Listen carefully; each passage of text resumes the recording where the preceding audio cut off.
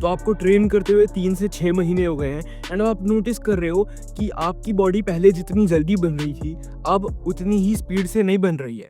आप पहले जितनी ईजिली नए नए वेट्स पे शिफ्ट कर पा रहे थे अब आप उतनी ईजिली नए नए वेट्स पे शिफ्ट नहीं कर पा रहे हो। तो प्रॉब्लम आपकी जेनेटिक्स नहीं है, प्रॉब्लम है आपकी बॉडी का अडेप्ट करना। देखो हमारी बॉडी को कॉन्स्टेंटली चैलेंजेस फेस करने की आदत है। अगर आप अपनी बॉडी को चैलेंजेस दोगे तभी आपकी बॉडी ग्रो करेगी। तो अब आपकी बॉडी ने अडेप्ट कर लिया है आपके वर्कआउट को and this is the reason why आपके न्यूबी गेन्स वाला टाइम पीरियड एंड होते साथ अब आपकी प्रोग्रेस बहुत ज़्यादा स्लो हो गई है and in some cases stop हो गई है। So this is what to do in order to fix this. अब आप अपने वर्कआउट में ये चेंज करो ताकि आपका वर्कआउट आपको चेंज कर पाए। Number 1, reps. देखो जब हम बिगिनर होते हैं हमें फॉर्म को समझना पड़ता है। हम उस फॉर्म को समझने के लिए हाई रेप्स पे ट्रेन करते हैं। तो अब हम 15-15 रेप्स मार रहे हैं, 18-18 रेप्स मार रहे हैं ताकि हमारी फॉर्म बेटर हो, हमें फॉर्म का आइडिया लग जाए एंड हमारी बॉडी अडेप्ट कर पाए उस वेट को प्रॉपर रेंज ऑफ मोशन में उठाने के लिए। बट जब आपको 3 से 6 महीने हो चुके हैं, आपको फॉर्म अच्छे से समझ आ गई है, you have to train in lower rep ranges. आपको सिर्फ 6 से 8 रेप्स में ट्रेन करना है। So that's the first thing you need to change. अब आपको 15 से 18 रेप्स नहीं मार रहे हैं, आपको 8 रेप्स मारने हैं, 6 रेप्स मारने हैं, 10 रेप्स मारने हैं, depending on your goal. Second thing is your intensity. देखो अगेन जब आप बिगिनर थे तो आपको लो इंटेंसिटी पे ट्रेन करना था, हाई वॉल्यूम पे ट्रेन करना था ताकि आप ज़्यादा से ज़्यादा रेप्स मारो और आपकी बॉडी को ज़्यादा फोर्स ना करो भारी वजन कैसे तैसे करके भी उठाने में।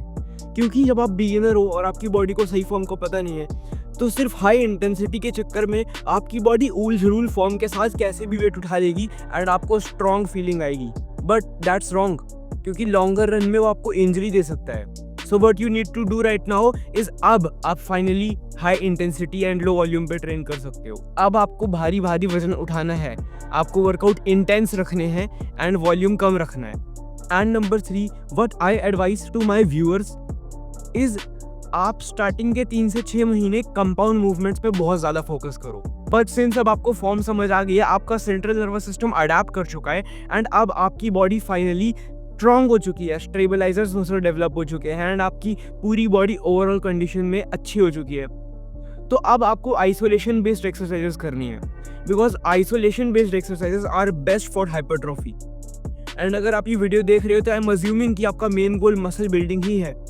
तो अगर आपको 3 से 6 महीने हो गए जिम में ट्रेन करते हुए, you need to start doing isolation exercises.